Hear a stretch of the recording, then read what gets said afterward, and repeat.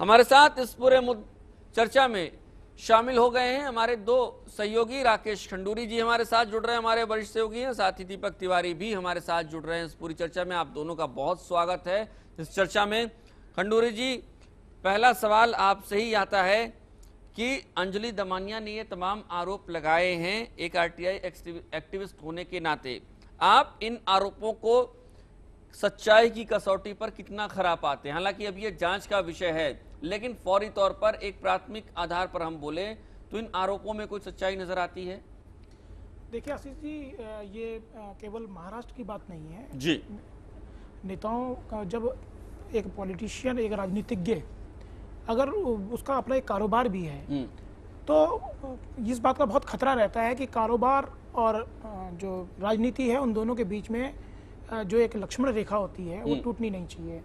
अगर वो लक्ष्मण रेखा क्रॉस हो जाती है तो उसके बहुत बड़े खतरे होते हैं। जहाँ तक अंजलि की बात है, जो उन्होंने जिस तरह का आरोप लगाया है, निश्चित तौर पर जब सरकार कोई बात नहीं सुनती है तो ये उम्मीद करता है हर आदमी की कम से कम उसकी आवाज़, उसकी जो फरियाद है वो एक जो विपक्षी जो पार्टी है उसके लोग सुनेंगे। तो इस उम्मीद से शायद वो उनके पास गई होंगी।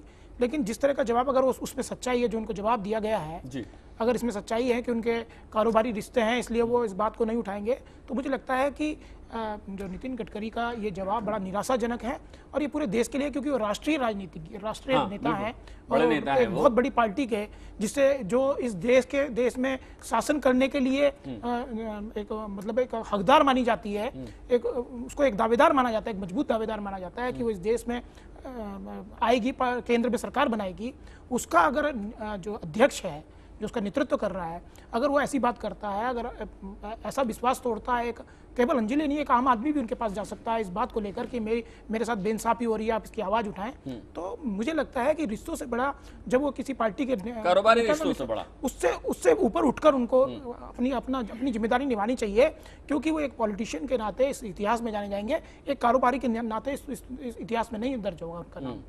दीपक, क्या कहेंगे आप भी हमारे साथ इस चर्चा में शामिल हैं, आप क्या कहेंगे?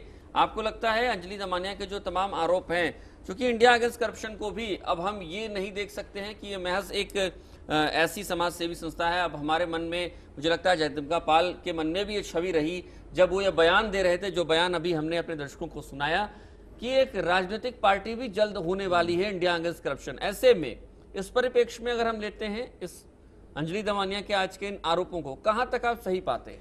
देखिए, नितिन गडकरी जैसे शख्स पे इतना बड़ा आरोप लगाना तो मेरे को लगता है कि वाकई में हिम्मत का काम है और हर किसी के बस की भी ये बात नहीं है। भले ही वो लोग राजनीतिक दल गठन करने की बात कर रहे हो आज के कुछ दिनों बाद, लेकिन उसके बावजूद भी इतना बड़ा आरोप लगाना, एक विपक्ष, जो सबसे बड़ी विपक्षी पार्टी यहाँ पर है देश की, उसके जो राष्ट्रीय अध्यक्ष है उसके ऊपर इतना बड़ा आरोप, कहीं ना कहीं सवाल यहाँ पर खड़े होते हैं कि वाकई में क्या ये आरोप सही है या गलत है। हालांकि कोई तथ्य उन्होंने यहाँ पर पेश नहीं किया, कोई सबूत उन्होंने यहाँ पर पेश नहीं किया, लेकिन जिस तरीके से, जिस कॉन्फिडेंस वो यहाँ पर लगातार बोल रही थी कि नितिन गडकरी ने उनको वहाँ से भगा दिया था, और जिस शब्दों का उन्होंने प्रयोग किया कि मेरे कारोबारी रिश्ते हैं शरद पवार के साथ, तो ऐसे में कई सारे काम उनके मुझसे पड़ते हैं, मेरे उनसे पड़ते हैं, तो ऐसे में हम लोग इस घोटाले को नहीं उठा सकते। कहीं ना कहीं हमारे जो रिश्ते हैं उसमें यहाँ पर फर्क आएगा। लेकिन निश्चित तौर पर देखा है तो अंजलि दमानिया शायद इसी वजह से उनके पास पहुंची थी कि इस घोटाले को वहां पर उठाया जाए, बिल्कुल महाराष्ट्र में उठाया जाए कहीं ना कहीं, ताकि जो दोषी हैं, हम इनकी अजीत पवार बात करें, जिन्होंने हालांकि इस्तीफा भी दे दिया है डिप्टी सीएम के पद से, जब वो 1999 से लेकर 2009 तक लगातार 10 साल तक सिंचाई मंत्री रहे थे, और 70,000 करोड़ का घोटाला है, छोटा मोटा घोटाला नहीं है। एक राज्य के हिसाब से अगर हम देखते हैं, अगर पूरा देश का देखते हैं तो वाकई में, लेकिन राज्य के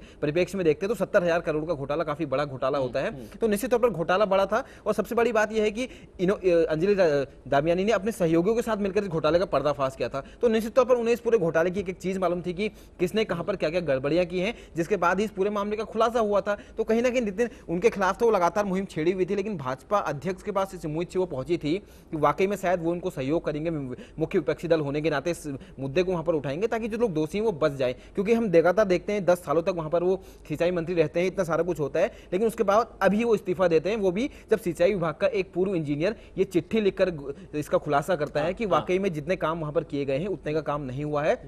कई सारे ऐसे गैर जरूरी डैम वहां पर बना दिए गए जिनकी कोई उपयोगिता नहीं, यानी कि कुल मिला के पैसा पानी की तरह बहाया गया। यानी कि उसमें कुछ खुलासे के बाद भी उन्होंने इस्तीफा देना लाजमी नहीं समझा। लेकिन जब एक चीफ इंजीनियर, सिंचाई विभाग का पूर्व इंजीनियर जब एक चिट्ठी लिखते हैं, क्योंकि पूर्व इंजीनियर है, निश्चित तौर पर वो भी इसमें इन्वॉल्व रहे होंगे, उन्होंने पूरे डिपार्टमेंटल रहती है प्रैक्टिकली कि वहां कौन सा डैम बनना चाहिए, कितनी लागत यहाँ पर आई है, टेक्निकल चीजें वो जानते थे। तो उनकी चिट्ठी ने यहाँ पर कहीं ना कहीं बवाल यहाँ पर खड़ा किया और विपक्ष ने उनसे श्वेत पत्र लाने की इस पर मांग की थी अजीत पवार से। हालांकि अजीत पवार श्वेत पत्र नहीं लेके आए और ऐसा माना जा रहा था कि अब उन्होंने इस्तीफा दे दिया तो शायद इसके बाद वो श्वेत पत्र लेकर आएंगे, लेकिन फिलहाल मतलब सारी चीजें सामने रखेंगे, लेकिन फिलहाल ऐसा होता तो नहीं दिखाई दे रहा है। लेकिन गडकरी का नाम इसमें बीच में जरूर आ गया। हालांकि गडकरी ने किया इसमें कुछ नहीं, सिर्फ इस वजह से उनका नाम आया क्योंकि उन्होंने इस चीज को लेकर इनकार किया। और निश्चित तौर पर राजनेताओं के कारोबार होते हैं, गडकरी का भी काफी बड़ा कारोबार है, एक बड़े कारोबारी घराने से वो आते हैं, हम देखते हैं उनको, क्योंकि भाजपा के राष्ट्रीय अध्यक्ष बनने से पहले हम देखते हैं एक सामान्य कार्यकर्ता वो थे, बहुत बड़ा नाम यहाँ पर राजनीति में नहीं था, लेकिन एक धनाढ़ी वो थे, एक पैसे वाले परिवार से थे, तो निश्चित तौर पर उनका दावा वहां पर भी मजबूत हुआ था भाजपा के राष्ट्रीय अध्यक्ष। लेकिन अब आरोप लगे हैं तो निश्चित तौर पर सवाल उठते हैं। जगदम्बिका पाल के जो आपने बोला था बयान दिया, तो मुझे कहीं से नहीं लगता जगदम्बिका पाल ने जो बयान दिया कि वो एक कांग्रेसी वो बयान दे रहा है। हम इससे पहले जगदम्बिका पाल को सुनते आए हैं तो लगातार भाजपा पे वो लोग हमला बोलते आए हैं, लेकिन आज उनका जो बयान माने उन्होंने कहीं ना कहीं गडकरी का सीधे तौर पर बचाव किया। का भी बयान कुछ ऐसा ही है, बिल्कुल, दोनों ही लोगों ने कहीं ना कहीं गडकरी का बचाव करते नहीं रहे। और सुबह से कल शाम जब पीसीए हुई थी, अंजलि और अरविंद केजरीवाल ने की थी, उसके बाद से अभी तक का घटनाक्रम हम देखते हैं, तकरीबन 24 घंटे का वक्त हो गया, कोई भी इतना बड़ा बयान कांग्रेस की तरफ से नहीं आया। मतलब ये निश्चित तौर पर देखा जाए तो बहुत बड़ी बात है, जब कांग्रेस लगातार यहाँ पर घिरी हुई है कोयला घोटाले को लेकर, एफडीआई के फैसले को लेकर, महंगाई को लेकर और खान को इसको सारी चीजों को लेकर, ऐसी स्थिति में जब भाजपा लगातार उस पर हमला कर रही है, सूरजकुंड में उनका राष्ट्रीय कार्यसमिति की बैठक हो रही है, गडकरी वहां से हमला कर रहे हैं कि हम चुनाव के लिए तैयार है, सरकार डूबता जहाज है, कभी भी गिर सकता है, और सीबीआई के रूप में तमाम तरह के आरोप लगा रहे हैं। कल भी बयानबाजियां हुई थी, आज भी सारा कुछ हुआ है, उसके बावजूद सरकार का कोई भी नेता या मंत्री इस मामले में मुंह नहीं खोलता। तो कहीं ना कहीं बड़े सवाल ये खड़ा करता है कि वाकई में क्या दोनों ही लोग मिलकर अरविंद केजरीवाल एंड पार्टी जो कहीं ना कहीं राजनीतिक दल बनाने की बात कर रहे हैं, मेरे जहन में सवाल आता है क्या उनका उसका बहिष्कार करने की कोशिश है या उसको तवज्जो नहीं देने की उनकी ये कोशिश है कि आने वाले समय में कहीं उनके लिए ये मुसीबत ना बन जाए। तो मुझे तो इसके पीछे यही वजह दिखाई देती है। जहां तक नितिन गडकरी की बात है, निश्चित तौर पर उनका कारोबार है, शरद पवार के साथ उनके रिश्ते हैं और इतना बड़ा आरोप यहाँ पर लगा है क्योंकि अंजलि ने एक चीज और बोली है कि मैं उनके निवास पर गई थी, अब चाहे तो वहां के सीसीटीवी फुटेज मंगवा सकते हैं, वहां के रजिस्टर की एंट्रीज देख सकते हैं कि मैं वहां पर गई थी, क्योंकि कई जगह भाजपा नेताओं के बयान आए हैं गडकरी, क्योंकि राष्ट्रीय अध्यक्ष निश्चित तौर पर हर कोई उनका बचाव करेगा पार्टी का, तो उनके ये बयान आए हैं कि वहां पर गडकरी के निवास पर वो पहुंची ही नहीं और अनर्गल आरोप है, इनमें कोई दम नहीं है। तो ऐसे में उन्होंने इस पे अपनी बात यहां पर रखी है कि वहां के सीसीटीवी फुटेज चेक करा लिए जाए, वहां पर एंट्रीज होती है, मेरी गाड़ी का नंबर है, मेरी वहां पे एंट्री है, आप सारा कुछ देख सकते हैं। अगर मैं वहां गई तो किस लिए गई, जाहिर सी बात है मैं इसी चीज के लिए उनके पास जाऊंगी। और भाजपा की तरफ से ऐसा कोई बयान नहीं आया, गडकरी की तरफ से ऐसा कोई बयान नहीं आया कि अंजलि आई थी तो उन्होंने कोई और चीज के लिए उनके पास आई हो। तो निश्चित तौर पर वो गई तो वहां पर है, जिस कॉन्फिडेंस से वो बोल रही है उससे तो फिलहाल यही लगता है, हालांकि स्थिति स्पष्ट हो जाएगी कुछ दिनों में, लेकिन कहीं ना कहीं गडकरी पे सवाल बिल्कुल आशीष खड़े होते हैं और कहीं ना कहीं शायद उनको जवाब देना ही पड़ेगा इसको लेकर। यानी दीपक, आप ये मानते हैं कि अंजलि दमानिया के जो आरोप हैं उनमें बहुत हद तक सच्चाई है? नहीं, बिल्कुल आशीष। खंडूरी जी, नितिन गडकरी को हम एक राजनेता लें, राजनेता के तौर पर लें, या हम उन्हें कारोबारी के तौर पर लें? हम पहले नितिन गडकरी के साथ कौन सा संबोधन जोड़ें, नितिन गडकरी राष्ट्रीय अध्यक्ष बीजेपी, या अब फिलहाल, क्योंकि मुझे लगता है कि नितिन गडकरी अपने कारोबारी रिश्तों को ज्यादा अहमियत देते हैं बजाय इसके कि वो सिस्टम, पॉलिटिकल सिस्टम को सुधारने की जरूरत को समझें, अब हम ये जोड़ लें कि नितिन गडकरी एक बड़े कारोबारी? आशीष जी, अगर आप गूगल बाबा में जाएं और गूगल में आप सर्च करें विकिपीडिया में और नितिन गडकरी के बायोडाटा को खंगालें तो उसमें सबसे पहले आपको यही लिखा हुआ मिलेगा, कारोबारी, और उसके बाद राजनेता। यानी नितिन गडकरी कारोबारी, फिर गूगल बाबा हमें ये बताएंगे। बिल्कुल बताएंगे। यानी आप इशारा ये कर रहे हैं कि पहले नितिन गडकरी के साथ अब कारोबारी हर जगह जुड़ता ही जुड़ता है और उनको इस बात से संकोच भी नहीं होता कि मुझे कारोबारी कहा जाता है। और आप देखिए कि उनका बहुत बड़ा साम्राज्य भी है, उनके वो कम से कम 5 के करीब उनकी फैक्ट्रियां हैं और करोड़ों रुपए की संपत्ति के वो मालिक हैं। उनका राष्ट्रीय अध्यक्ष होने का एक कारण ये भी माना जाता है, सियासी गलियारों में जब वो अध्यक्ष बने तो उनके नाम की ये चर्चा रही कि वो इतना दमखम रखते हैं कि वो अपने बूते पर पूरी पार्टी को चला सकते हैं। तो एक कारण उनका शायद अध्यक्ष बनने का ये भी है, और सुनने में तो ये भी आ रहा है कि अब वो कंटिन्यू करेंगे, अध्यक्ष रहेंगे, राष्ट्रीय अध्यक्ष रहेंगे, और ये फाइनल भी हो चुका है, दूसरा टेन्योर भी उनका। हाँ बिल्कुल, और आने वाले लोकसभा चुनाव उन्हीं के नेतृत्व में लड़े जाएंगे। लेकिन जहां तक नितिन गडकरी के मेरा मानना है कि एक मौका अगर उनको मिला है, एक बहुत बड़ी पार्टी का, एक देश की दूसरी सबसे बड़ी पार्टी का नेतृत्व करने का मौका मिला है उन्हें, तो मुझे लगता है कि उनको उसका जो धर्म है उसको निभाना चाहिए। और इतिहास में उनका नाम मैं अभी बोला भी था कि इतिहास में लोग उनको तभी पहचानेंगे जब वो एक अच्छे राजनीतिज्ञ के तौर पर अपने आप को प्रस्तुत करेंगे। अगर वो इन दोनों रिश्तों को, कारोबारी और राजनीति के रिश्ते में घालमेल करेंगे तो उनको नुकसान होगा, बहुत नुकसान होगा। उनको नुकसान नहीं होगा बल्कि उनकी पूरी पार्टी को नुकसान होगा।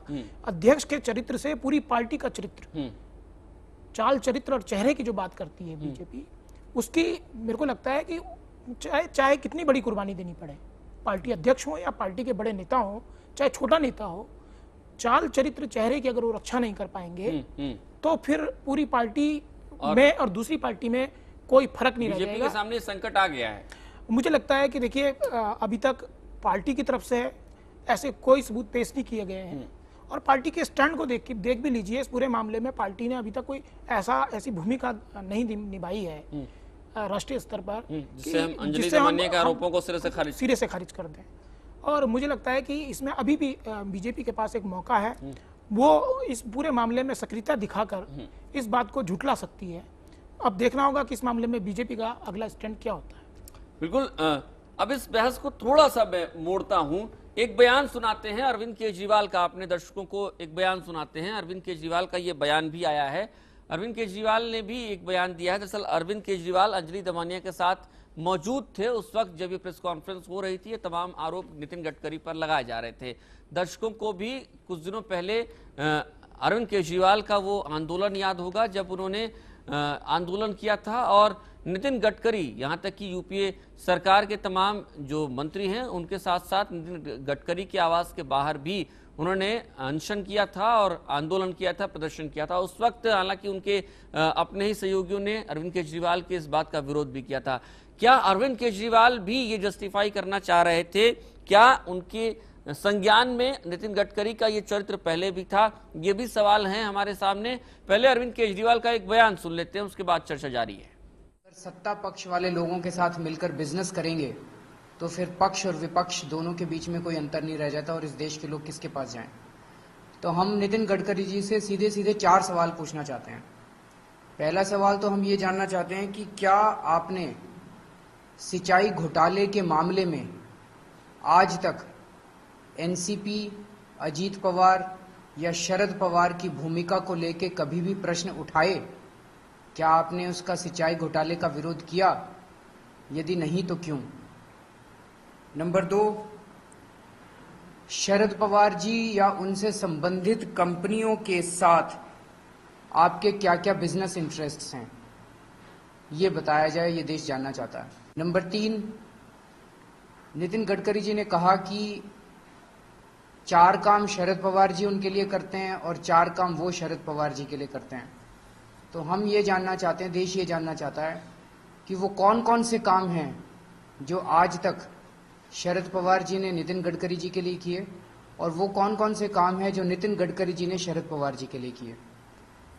और नंबर 4, नितिन गडकरी जी के बिजनेस इंटरेस्ट्स को लेकर समय समय पर सवाल उठते रहे हैं। तो नितिन गडकरी जी अपने सारे डायरेक्ट और इनडायरेक्ट बिजनेस इंटरेस्ट्स का खुलासा।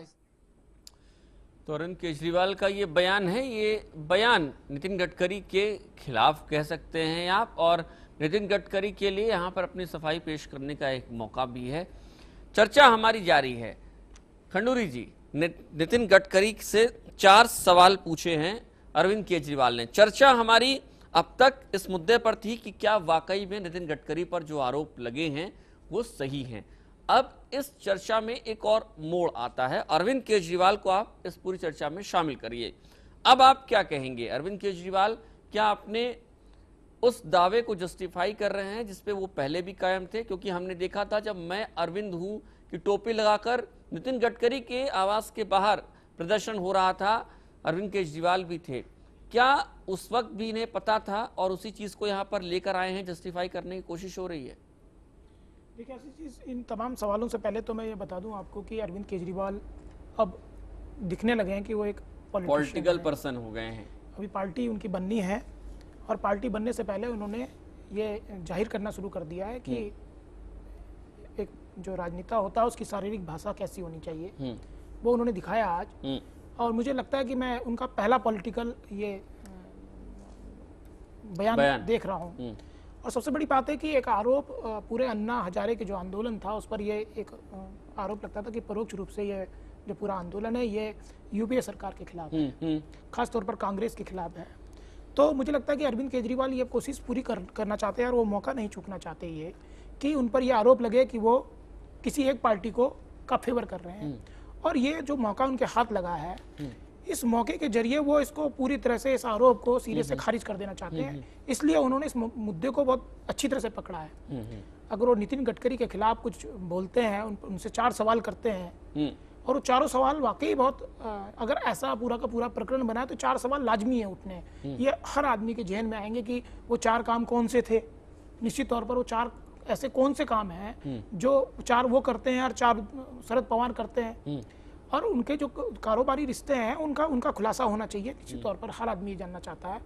लेकिन मुझे लगता है कि यहाँ पूरा का पूरा जो उनका जो ये हमला है नितिन गडकरी पर, ये पूरी तरह से पॉलिटिकल है। अरविंद केजरीवाल का यानी आप इस पूरी चीज को आप इस नजरिए से देख रहे हैं कि ये पॉलिटिकल पर्सन का एक अगेंस्ट पॉलिटिकल पर्सन पर एक सियासी हमला है। निश्चित तौर पर दीपक क्या कहेंगे आप? देखिए बिल्कुल ठीक उन्होंने कहा, मैं वही कहना चाहूंगा क्योंकि इससे पहले जो आंदोलन हुआ था, जब गडकरी के निवास का भी उन्होंने घेराव किया था, एआईसी के सदस्यों ने, केजरीवाल ने इसका आह्वान किया था, तो किरण बेदी से उनके मतभेद हुए थे। तब लगा था शायद किरण बेदी सॉफ्ट कॉर्नर रखती हैं गडकरी के खिलाफ। तब अरविंद केजरीवाल ने कहा था ऐसा कुछ नहीं है। तो मुझे वही लगता है कि जो आरोप उन पर लगे हैं कि वो एक पार्टी विशेष के संपर्क में है या कहीं ना कहीं उससे प्रभावित यहाँ पर दिखाई दे रहे हैं, तो कहीं ना कहीं मुझे लगता है उसको धोने की ये कोशिश है। क्योंकि जब अंजलि वहाँ पर प्रेस कॉन्फ्रेंस करते हैं, हम देखते हैं कि पूरा मामला अंजलि ने ही ओपन किया था अपने साथियों के साथ मिलकर महाराष्ट्र में। तब से लेकर अब तक अंजलि का नाम कहीं पर नहीं आया। लेकिन आज जब वो इस्तीफा देते हैं वहां पर, तो उसके बाद अंजलि अरविंद केजरीवाल के साथ बैठ के प्रेस कॉन्फ्रेंस करती है। अरविंद केजरीवाल मुंबई जाते हैं, वहां पर साथ बैठ कर वो लोग प्रेस कॉन्फ्रेंस करते हैं। तो कहीं ना कहीं और पीछे जो पोस्टर उनके लगा होता है जहां पर वो प्रेस कॉन्फ्रेंस लगे हैं, उसमें लिखा होता है कि expose we are exposing scam, और पीछे अरविंद केजरीवाल का एक बड़ा सा फोटो लगा हुआ है। तो कहीं ना कहीं उनकी कोशिश यही थी कि ये टीम केजरीवाल जो अब बनने जा रही है राजनीतिक दल, ये उसका हमला है भाजपा अध्यक्ष गडकरी पर। यानी कि कोई ये समझने की भूल ना करे कि हम लोग किसी पार्टी के लिए सॉफ्ट कॉर्नर रखते हैं, यानी कि हम किसी के खिलाफ भी हमें मुद्दा यहाँ पर मिलेगा तो हम उसके खिलाफ यहाँ पर आवाज उठाएंगे, उसके खिलाफ लड़ाई छेड़ेंगे। और उसके बाद जिस तरीके से उन्होंने इस पूरे मामले की एसआईटी से जांच कराने की मांग की है, उसके बाद 4 सवाल उन्होंने यहाँ पर खड़े किए हैं कि गडकरी जी वो सारी चीजों का खुलासा करें, वाकई में उनके क्या बिजनेस इंटरेस्ट हैं, क्या काम वो शरद पवार के लिए करते आए हैं अभी तक, और शरद पवार उनके लिए सत्ता में रहते हुए क्या काम करते हुए आए हैं। वाकई में बहुत बड़े सवाल हैं, हर किसी के जहन में निश्चित तौर पर ये सवाल रहे होंगे। अगर अंजलि की बात में दम है, तो अगर वो सही बोल रही हैं तो निश्चित तौर पर हमारे जहन में भी ये सवाल आते हैं कि वाकई में ऐसे क्या काम हो सकते हैं कि एक केंद्रीय मंत्री और एक विपक्ष की पार्टी का जो सबसे बड़े मुख्य विपक्षी दल है उसका राष्ट्रीय अध्यक्ष, आखिर इन दोनों के बीच क्या तालमेल हो सकता है और क्या क्या काम वो लोग एक दूसरे के लिए करवा सकते हैं। और जाहिर सी बात है, बिजनेस की अगर बात है तो निश्चित तौर पर अगर बिजनेसमैन बड़े हैं गडकरी, ये बात किसी से छुपी नहीं है। लेकिन अगर ये उन्होंने बोला है अंजलि को, तो मैं मानूंगा कि टोटली वो प्रोफेशनल एक बिजनेसमैन है और उन्होंने एकदम सही यहाँ पर क्या पूरी कोशिश की है शरद पवार को बचाने की, यानी कि उन्होंने एक पूरा प्रोफेशनलिज्म वहां पर दिखाया है अपना। ये एक अलग मुद्दा है, चूंकि इस पर हम चर्चा कर चुके दीपक। लेकिन यहां पर स्थिति अगर अरविंद केजरीवाल की देखें तो अरविंद केजरीवाल, मुझे लगता है आप भी ये कहना चाह रहे हैं कि एक संदेश देना चाहते हैं तमाम जनता को कि हम जो राजनीतिक पार्टी लेकर आ रहे हैं, ना बीजेपी के साथ हैं न कांग्रेस के साथ हैं, हम इन दोनों के अगेंस्ट हैं।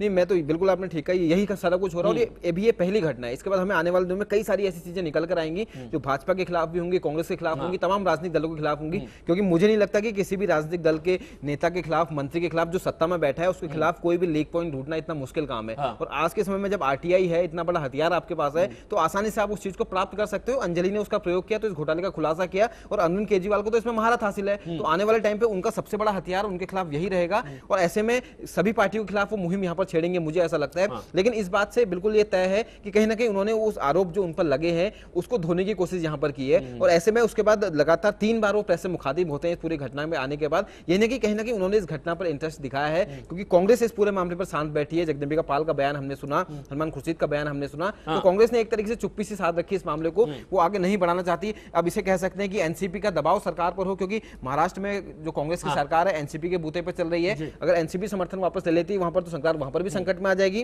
केंद्र की बात करें, यहाँ पर भी एनसीपी अगर पीछे हट जाती है तो यहाँ पर भी संकट में आ जाएगी। शरद पवार ने बिल्कुल आश्वासन दिया है, लेकिन अगर इस मुद्दे पर भाजपा गडकरी को घेरती है कांग्रेस, तो कहीं ना कहीं फिर शरद पवार का नाम भी निकलकर सामने आएगा। हो सकता है शरद पवार पर भी संकट के बादल छा सकते हैं। तो हो सकता है कि सरकार पर भी, कांग्रेस के नेताओं पर भी इस तरह का दबाव हो कि इस बारे में आप ज्यादा बयानबाजी ना करें, कहीं गडकरी को घेरने के चक्कर में शरद पवार ना घिर जाएं और ऐसी स्थिति में राज्य की सरकार भी चले जाए और केंद्र की सरकार भी चले जाए। क्योंकि स्थितियां ऐसी बनी है, क्योंकि जगदम्बिका पाल का जो बयान था उसको देखने के बाद यही लगता है कि वो भाजपा का बचाव कर रहे हैं। वो तो भाजपा पर हमला करने की बजाय केजरीवाल पर हमला करते हुए नजर आए, यानी कि वो तो कहीं से भी उस बयान का समर्थन करते हुए नहीं आए। तो निश्चित तौर पर देखा जाए अगर वाकई में ऐसा है तो बड़ी दुर्भाग्यपूर्ण ये बात है। समर्थन करेंगे बिल्कुल, और बहुत ही आशीष दुर्भाग्यपूर्ण ये बात है अगर वाकई में ऐसा हो रहा है तो, क्योंकि सरकार बचाने के चक्कर में सिर्फ एक बड़ी चीज को सामने नहीं आने दिया जा रहा है और दोनों ही दल के नेता, जिस पर लोग भरोसा करते हैं कि एक सरकार पर है, दूसरा विपक्ष पर है, और विपक्ष का जो नेता है वो हमारी आवाज को वहां पर बुलंद करेगा, लेकिन जब दोनों ही आपस में मिल जाएं तो ऐसी स्थिति में जनता का क्या होगा आप सोच सकते हैं। हाँ।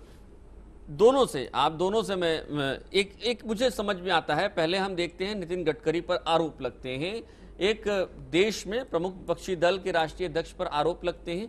आरोप लगाने वाला शख्स, सिलसिलेवार अगर हम देखें इस पूरे मुद्दे को, आरोप लगाने वाला शख्स, फिर आरोप लगाने वाले शख्स की स्थिति को, फिलहाल वर्तमान स्थिति को, इसके बाद खंडूरी जी आरोपों की सत्यता। अब इसके बाद अगर हम देखें सिलसिलेवार आरोपों की सत्यता और आरोपों की जो धार होनी चाहिए, आपको नहीं लगता कि अब जबकि हम अरविंद केजरीवाल को एक पॉलिटिकल पर्सन के रूप में देखने लगेंगे, ये धार कुंद हो जाएगी? देखिए आशीष जी, पूरा का पूरा जो मामला है, इसमें सबसे पहली बात यह है कि नितिन गडकरी का इन्वॉल्वमेंट होने से ये जो पूरा का पूरा जो 70,000 करोड़ रुपए का जो घोटाला है, इस बात का भी भय है कि कहीं ये मामला उस पूरा का पूरा जो नितिन गडकरी का जो मामला सामने आया उस प्रभामंडल में कहीं बोना ना साबित हो। तो कम से कम वो मुद्दा तो रहना ही चाहिए और उस मामले में कार्रवाई होनी बहुत जरूरी है। चाहे वो उप मुख्यमंत्री के इस्तीफे की बात हो, चाहे उनके खिलाफ कोई कानूनी कार्रवाई की बात हो। दूसरी बात आपने कही कि जो अरविंद केजरीवाल के आरोपों की धार, तो मेरे को लगता है कि देखिए अरविंद केजरीवाल की स्थिति इस समय ऐसी है कि उन्हें जो भी लड़ाई लड़नी है, उनको वो कितना भी बढ़िया मुद्दा उठा लें, कितना भी बड़ा मुद्दा उठा लें, उन्हें किसी भी राजनीतिक दल से समर्थन मिलने वाला नहीं है। उसकी वजह यह है, राजनीति के हमाम में शायद सभी नंगे। और दूसरी बात है कि वो सब जितनी पार्टियां यहाँ पर हैं, वो कोई भी नहीं चाहती कि अरविंद केजरीवाल जैसे लोग राजनीति में आए, क्योंकि वो असल में आप ये देखिए कि वो ऐसा माहौल बन चुका है कि वहाँ पर एक सही शख्स का जाना वो उनको बिल्कुल पसंद नहीं आएगा। देखिए अरविंद केजरीवाल की जो सोच है, जो उनका विचार है और जो उन्होंने अभी तक अपने जो उनकी लाइफ रही है उसमें जो उन्होंने साबित किया है, जो दिखाया है, वो निश्चित तौर पर एक आदर्श राजनीतिज्ञ के लिए बहुत सही है। मतलब जो एक आदर्श राजनीतिज्ञ को जो हम देखना चाहते हैं जिस रूप में, उस रूप में है। लेकिन सबसे बड़ी बात यह है कि जितनी भी दूसरी पार्टियां हैं, जितनी भी बड़ी पार्टियां जो आपको दिखाई देती हैं, उन्होंने कहीं से भी ये दिखाया नहीं कि अरविंद केजरीवाल, वो अन्ना का समर्थन तो करते हैं लेकिन अरविंद केजरीवाल उनकी आंखों की किरकिरी है, क्योंकि उनको लगता है कि ये शख्स अगर राजनीति में आ गया तो ये फिर इस जैसे लोग अगर आ गए तो फिर हमारी दुकानदारी चलने वाली नहीं है। और क्योंकि अगर अरविंद केजरीवाल वहाँ अगर जैसे नेता अगर एक बार स्थापित हो गए, नहीं, क्या लगता है आपको अरविंद केजरीवाल ने इसी बहाने, आरोपों के बहाने ऐलान जंग भी कर दिया है कि अब हम भी आ गए हैं मैदान में? बिल्कुल, ये पहले ही कर चुके थे वो, और इस तरह के अगर मुद्दे उनको मिलेंगे तो निश्चित तौर पर वो स्थापित होंगे। दीपक, क्या लगता है आपको नितिन गडकरी को ही निशाना क्यों बनाया? क्योंकि मुझे लगता है, शायद इस चर्चा में आपसे भी राय चाहूंगा कि बीजेपी में शायद उससे बड़ा कद का कोई नेता नहीं था, और अगर उस पर हम आरोप लगाते हैं तो बीजेपी के साथ साथ कांग्रेस का भी ध्यान जाएगा और दोनों बड़ी पार्टियों को ये संदेश भी जाएगा कि मैदान में अब हम भी आ रहे हैं। ऐलान जंग है ये अरविंद केजरीवाल का? नहीं, बिल्कुल निश्चित तौर पर देखिए, इससे पहले भी केजरीवाल ने, हालांकि जब दिल्ली में उन्होंने घेराव उनके निवास का किया था, क्योंकि सीधे तौर पर कांग्रेस उस समय निशाने पे थी, सरकार निशाने पर थी, लेकिन उन्होंने बोला कि हम गडकरी के निवास का भी घेराव करेंगे, यानी कि निशाना उन्होंने उसी समय साथ दिया था, हालांकि उनका विरोध हुआ था। अभी की स्थिति अगर हम देखते हैं तो कहीं ना कहीं उन्होंने ऐलान तो कर दिया है, उन्हें वाकई में एक मुद्दा यहाँ पर मिल गया है। देखिए, अगर अंजलि इस बात को बोल रही है तो कहीं ना कहीं वो वहां पर गई भी होंगी, दम भी उनके बात में होगा। लेकिन सबसे बड़ी विडंबना यहाँ पर यह है, या इसे दुर्भाग्य कहें, कि अंजलि इस बात को कभी प्रूफ नहीं कर पाएंगी, मुझे ऐसा लगता है, क्योंकि अंजलि वहां ये प्रूफ कर देंगी वहां पर वो गई थी, वहां पर वो मौजूद थी, फुटेज वहां पर है, बातचीत क्या हुई, ऐसा कोई रिकॉर्डेड उनके पास एविडेंस इस चीज का नहीं है, तो इसको कभी वो प्रूफ कर नहीं पाएंगी। एविडेंस जिसे हम कहते हैं कानून की भाषा में। इसलिए भाजपा इसको डिफेंड कर रही है। भाजपा के नेता गडकरी इस बारे में कुछ नहीं बोल रहे हैं, तो भाजपा के नेता डिफेंड कर रहे हैं और आराम से डिफेंड कर भी ले जाएंगे, मुझे ऐसा लगता है। और जहां तक देखिए केजरीवाल अटैक तो यहां पर कर रहे हैं, लेकिन यहां पर नुकसान कहीं ना कहीं ना भाजपा का होने जा रहा है, ना फिलहाल कांग्रेस का हो रहा है, यहां पर नुकसान कहीं ना कहीं केजरीवाल का होगा, क्योंकि वो लगातार इस मुद्दे को हाइप तो दे रहे हैं, लेकिन उसके बावजूद उनके हाथ मुझे नहीं लगता लगने वाला कुछ है। इसका सबसे बड़ा रीजन ये है कि वो एक तो इसको प्रूफ नहीं कर पाएंगे कि उनके बीच ये बातचीत हुई थी, गडकरी ने शब्द वहां पर बोले थे। दूसरी चीज 70,000 करोड़ का घोटाला लगभग तो सामने है। देखिए ये बात आपकी बिल्कुल ठीक है, अगर कांग्रेस इस पर हमला बोलती है, देखिए केजरीवाल ने गडकरी पर हमला बोला, इस बात को प्रूफ नहीं कर पाएंगे कि गडकरी ने ऐसा बोला था, भाजपा डिफेंड कर ले जाएगी, मुझे जो लगता है। अब बात आई केजरीवाल को लगता था कि शायद कांग्रेस उसका साथ देगी, लेकिन देखिए अगर कांग्रेस को डर है कि वहां की सरकार बचाने का, यहां की सरकार बचाने का केंद्र की, तो कांग्रेस साथ नहीं जाएगी। और सबसे बड़ी चीज है कि कांग्रेस अगर साथ जाती है, पूरे मामले की इंडिपेंडेंट एजेंसी से जांच होती है, तो उसमें इन्वॉल्वमेंट तो कांग्रेस सरकार का है। एनसीपी के सिंचाई मंत्री थे, तो कहीं ना कहीं उसमें सिंचाई मंत्री अजीत पवार थे, तो उसमें जो मुख्यमंत्री रहे थे उनका भी नाम वहां पर जाहिर सी बात आएगा, स्वीकृति गई है, तो कांग्रेस के कई नेताओं का इन्वॉल्वमेंट इसमें सामने आ सकता है। यानी कि कांग्रेस ही इस पूरे मामले में मुझे लगता है अल्टीमेटली घिरेगी, अगर कांग्रेस भाजपा पर हमला करती भी है तो।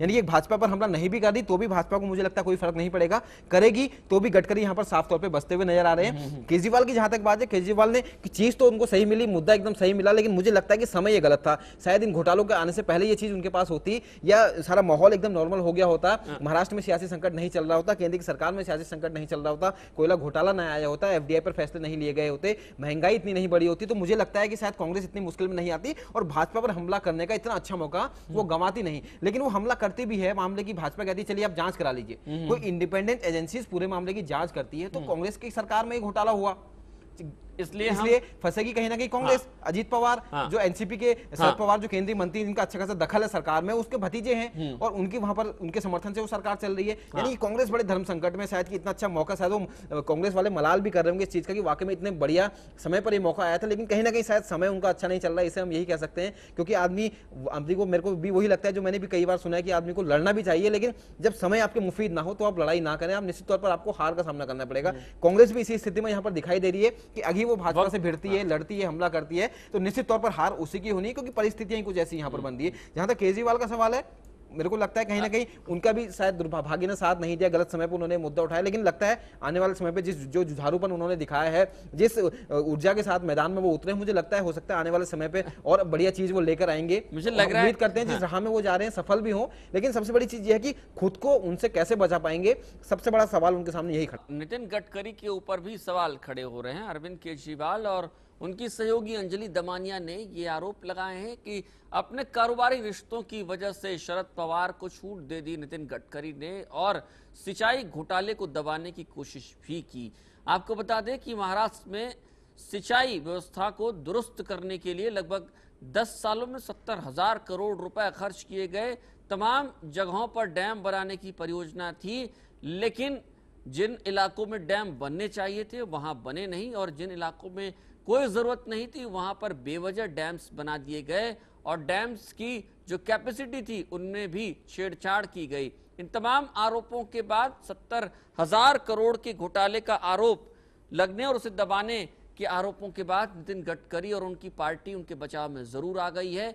लेकिन इससे एक सवाल यहां पर यह भी खड़ा होने लगा है कि क्या अरविंद केजरीवाल और उनकी जो टीम है, या फिर कहें कि उनकी संस्था, उनकी पार्टी अब ऐसे बयानों को अपने सियासी फायदे और नुकसान के लिहाज से दे रही है। हमारे साथ चर्चा में शामिल हैं हमारे दो खास सहयोगी, राकेश खंडूरी जी हैं हमारे साथ, हमारे वरिष्ठ सहयोगी, और दीपक तिवारी भी हमारे साथ लगातार शामिल हैं इस चर्चा में। खंडूरी जी, क्या आपको लगता है कि अरविंद केजरीवाल के बयानों को अब आम जनता को सियासी फायदे और नुकसान से दिए गए बयानों के तौर पर देखना, समझना चाहिए? देखिए आशीष जी, इस बयान के आने के बाद पूरा देश अब नितिन गडकरी और उनकी टीम, उनकी पार्टी उस पर निगाह रखेगा। आप अभी से पार्टी बोल रहे हैं? बिल्कुल बिल्कुल, नितिन गडकरी और उनकी पार्टी बोल रहा हूँ जी। नितिन गडकरी और उनकी पार्टी उन पर निगाह रखेगा कि शरद पवार को लेकर उनका क्या दृष्टिकोण है, अगर इस पूरे प्रकरण पर अब बीजेपी का स्टैंड क्या होगा, और आने वाली तमाम ऐसी अगर घटनाएं सामने आती हैं जो शरद पवार से कहीं ना कहीं से लिंक हैं, तो उसमें बीजेपी की क्या भूमिका रहती है? क्योंकि अभी तक जो ये नया खुलासा जो सामने आया कि कारोबारी रिश्तों का, ये हो सकता है कि महाराष्ट्र कारोबारी हैं ये तो आपने बता दिया पहले ही। बिल्कुल। और कारोबारी रिश्ते मतलब आप शरद पवार से नितिन गडकरी के कारोबारी रिश्ते की बात महाराष्ट्र के लोग भले ही जानते होंगे, लेकिन ये देश नहीं जानता। इस देश को आज ये मालूम हुआ है, और ये जस्टिफाई होगा तभी जब पार्टी का स्टैंड देखने को मिलेगा। देखिए, अगर पार्टी उस पूरे मामले में स्टैंड लेती है और इस भ्रष्टाचार के मामले में तमाम जो शरद पवार से जुड़े हुए मामले अगर सामने आएंगे आने वाले दिनों में, अगर ऐसा होता है और पार्टी उसमें स्टैंड लेती है, तो मुझे नहीं लगता कि फिर वो रिश्ते, जो कारोबारी रिश्तों की जो बात है, वो उसकी कोई मायने है उसके। लेकिन अगर पार्टी इस पूरे मामले में, ऐसे मामलों में उदासीन दिखाई देती है, तटस्थ दिखाई देती है, तो निश्चित तौर पर सवाल उठेंगे और ये केजरीवाल को उसका फायदा मिलेगा। नहीं, यानी आप केजरीवाल के बयानों को सियासी फायदे और नुकसान से दिए गए बयान के तौर पर देखेंगे? छोटा सा सवाल। देखिए, मुझे लगता है कि अभी जो उन्होंने बयान दिया है, निश्चित तौर पर वो पॉलिटिकल माइलेज लेने के लिए, अब उनका हर बयान, हर स्टैंड पॉलिटिकल माइलेज लेने के लिए होगा, क्योंकि वो राजनीति में, सक्रिय राजनीति में उतर रहे हैं, पार्टी बना रहे हैं। दीपक, क्या लगता है आपको, खंडूरी जी इस बात से इत्तेफाक रखते हैं कि पॉलिटिकल माइलेज लेने के लिहाज से ही अरविंद केजरीवाल ऐसे बयान देंगे? अन्ना के साथ होते अरविंद केजरीवाल तो बयानों को हम इस तौर पर नहीं लेते, लेकिन अब व्यवस्थाएं बदल चुकी हैं, कुछ परिस्थितियां बदल चुकी हैं, अब आप कैसे लेंगे इन बयानों को? देखिए, इससे पहले हम केजरीवाल को देखें तो अन्ना के साथ सारी प्रेस कॉन्फ्रेंस उनकी होती थी। पहले अन्ना बोलते थे, उसके बाद केजरीवाल बोलते थे, और जितनी भी प्रेस कॉन्फ्रेंस हमने देखी है सिर्फ भ्रष्टाचार के मुद्दे को लेकर होती थी, लोकपाल के मुद्दे को लेकर होती थी। अभी की स्थितियां थोड़ा बदल गई हैं, क्योंकि अन्ना ने अब उनसे किनारा कर लिया है, तो अब और इन्होंने राजनीतिक दल गठन करने की बात की है। तो ऐसी स्थिति में केजरीवाल का अब एक सूत्री ही एजेंडा मुझे जो दिखाई देता है कि वाकई में अगर आपको राजनीति में आना है तो कहीं ना कहीं आपको राजनीतिज्ञ बनना पड़ेगा। अभी वो मेरे को लगता है कि बन नहीं पाए हैं, उस प्रोसेस में है, या कहें कि गर्भावस्था में है, मैं कहूँगा तो बहुत बड़ी बात नहीं है, क्योंकि अभी तक वो सरकारी एक मुलाजिम, इससे पहले सरकारी अधिकारी रहे हैं, उसके बाद समाज सेवा वो करते रहे हैं, लगातार आंदोलन वो करते रहे, अब राजनीति में उन्होंने प्रवेश किया है। और राजनीति में आने के लिए जिस शख्सियत की जरूरत होती है वो कहीं ना कहीं केजरीवाल के अंदर फिलहाल अभी नहीं दिखाई देती। कहीं ना कहीं कोशिश वो कर रहे हैं, शुरुआत एक वो कर रहे हैं, मुझे ये लगता है। और पहले की उनकी मीडिया में जो प्रेस कॉन्फ्रेंस होती थी, अभी की जो स्थितियां देखते हैं, तो इससे अंतर साफ तौर पे दिख जाता है कि वाकई में अब वो राजनीति करने लग गए हैं, शुरुआत उन्होंने कर दी है, पोस्टर और होर्डिंग्स तक बताते हैं, और अब वो बिल्कुल अब वो सीधे अटैक करने लगे। पहले सिर्फ वो एक ही मुद्दे को लेकर बोलते थे कि जो भी इसका विरोध करेगा हम उसके खिलाफ जाएंगे, अब वो सीधे नाम लेके अटैक करते हैं। तो कहीं ना कहीं अपने पॉलिटिकल इंटरेस्ट उनके साफ तौर पे यहाँ पर दिखाई देते हैं, मुझे साफ तौर पे यही लगता है। और निश्चित तौर पर देखिए, राजनीति में अगर आने का उन्होंने फैसला लिया है तो ये सारी चीजें उन्हें करनी भी होंगी, और इसके बिना यहाँ पर वो सर्वाइव भी नहीं कर पाएंगे, आगे सस्टेन भी नहीं कर पाएंगे, साफ तौर पे यही लगता है। लेकिन सबसे बड़ी चीज ये है कि यहाँ पर, क्योंकि राजनीति की स्थिति हमने देखती है कि कई बार सबूत होने के बाद भी, एविडेंस होने के बाद भी राजनेता इतने चतुर होते हैं, अपनी बातों में इस तरीके से सारे मुद्दों को टाल जाते हैं, उलझा जाते हैं, या दूसरे के साथ इस पूरे दोष को मर देते हैं, तो कहीं से उनके ऊपर कई बार आंच नहीं आती है, या इतने प्रभावशाली वो होते हैं, उनका दखल सरकार में रहता है। अगर वो विपक्ष में भी है तो भी उनका दखल सरकार में इस हद तक रहता है, मंत्रियों से साठगांठ रहती है, जैसा अभी के मामले पे उजागर हुआ है कि ऐसा हुआ है, जो कहीं ना कहीं वो लोग सेटलमेंट करने में वहां पर कामयाब होते हैं। और जब भी ऐसे मामले उजागर होते हैं तो मुझे ये लगता है कि वहां पर सेटलमेंट नहीं होता। और केजरीवाल यहाँ पर इस स्थिति में बिल्कुल नहीं दिखाई देते। केजरीवाल को फायदा मिलेगा इस तरीके के बयानों से? नहीं, देखिए, केजरीवाल कहीं ना कहीं अगर उनको राजनीति में आना है, और 20 वक्त है अभी चुनाव का, अगर मध्यावधि चुनाव नहीं होते हैं, ऐसी स्थितियां नहीं बनती हैं, तकरीबन 20 महीने का वक्त है, और लोगों में खुद को, लोगों के बीच में अपने आप को जिंदा अगर उन्हें रखना है तो उन्हें मीडिया में आना पड़ेगा, उन्हें इस तरह के बयानबाजी करनी पड़ेगी, आरोप प्रत्यारोप का दौर शुरू करना पड़ेगा, वरना लोग उन्हें भूल जाएंगे। देखिए, पहले ये बात निकल कर सामने आती रही है, कई बार ये प्रूफ हुई है इस बात को कि लोगों की याददाश्त बहुत कमजोर होती है और लोग इस चीज को भूल जाते हैं। किसी भी चीज का इफेक्ट 24 घंटे तक हमारे दिमाग में रहता है। एक छोटा सा एग्जांपल जिन लोगों को नहीं लगता मैं बताना चाहूंगा, सड़क पे हम कोई एक्सीडेंट देखते हैं रात को, तो अगले दिन तक हम संभल कर गाड़ी चलाते हैं, बाइक चलाते हैं, कार चलाते हैं, लेकिन जैसे जैसे वक्त बीतता है, 24 घंटे, 36 घंटे, 48 घंटे, तो उसका इफेक्ट हमारे दिमाग से निकल जाता है, हम चीजों को भूल जाते हैं। तो ऐसे स्थिति में पॉलिटिक्स में रोज हो रहे हैं, और पॉलिटिक्स में अगर उन्हें लोगों के जेहन में बने रहना है तो रोज टीवी पे देखना होगा, रोज अखबार में केजरीवाल का नाम छपना जरूरी है, अदरवाइज लोग उनको भूल जाएंगे। और जब तक उनकी पार्टी का फॉर्मेशन होगा, जब तक उसके रिजल्ट की बारी सामने आएगी, जब चुनाव की बारी आएगी, तब तक लोग केजरीवाल को भूल चुके होंगे, उनके सहयोगियों को भूल चुके होंगे। तो कहीं ना कहीं लोगों के बीच खुद को जिंदा रखना है तो केजरीवाल को ये सब करना होगा। और कई बार जो उनके आरोप लगा रहे हैं, हो सकता है उस पर एक बड़ा इंपैक्ट भी हो जाए, और बड़ा मुद्दा उनके हाथ अगर लगे तो हो सकता है ऐसा कोई इंपैक्ट हो जो कहीं ना कहीं उनको और ज्यादा पॉपुलर करे। लेकिन अभी की स्थिति फिलहाल यही है कि अभी आरोप तो लगे हैं, एविडेंस कुछ नहीं है, तो ऐसी स्थिति में फिलहाल बहुत ज्यादा दम दिखाई नहीं देता। लेकिन अंजलि अगर निश्चित तौर पर कोई एविडेंस अगर पेश करती है, हालांकि अभी तक जितनी भी मीडिया में उनके बयान आए हैं, मीडिया के सामने वो आई हैं, तो कोई ऐसा एविडेंस होने की बात से उन्होंने इनकार किया है, तो मुझे लगता नहीं कि बहुत लंबा ये मामला तूल पकड़ पाएगा। और जिस तरीके से दोनों ही दल इसमें इन्वॉल्व हैं, पक्ष भी विपक्ष भी, तो ऐसी स्थिति में ये मामला और भी ज्यादा लंबा खींचने वाला नहीं है। तो कहीं ना कहीं केजरीवाल को दूसरे मुद्दे की तरफ डाइवर्ट होना पड़ेगा, या होना चाहिए, अभी से लग जाना चाहिए कि अब दोबारा अगर मीडिया के सामने उन्होंने प्रेस कॉन्फ्रेंस करनी है, अखबार में नाम छपवाना है, तो आगे उनको इसके लिए क्या करना होगा। देखिए, मैं उनका विरोध नहीं कर रहा हूं, निश्चित तौर पर एक अच्छे मकसद के लिए वो लड़ रहे हैं, जिस मकसद से उन्होंने लड़ाई शुरू की है। वाकई में अगर इसी ईमानदारी से, इसी निष्ठा से आगे बढ़ते रहेंगे तो निश्चित तौर पर हम भी कामना करते हैं सफल हो, भ्रष्टाचार का खात्मा हो।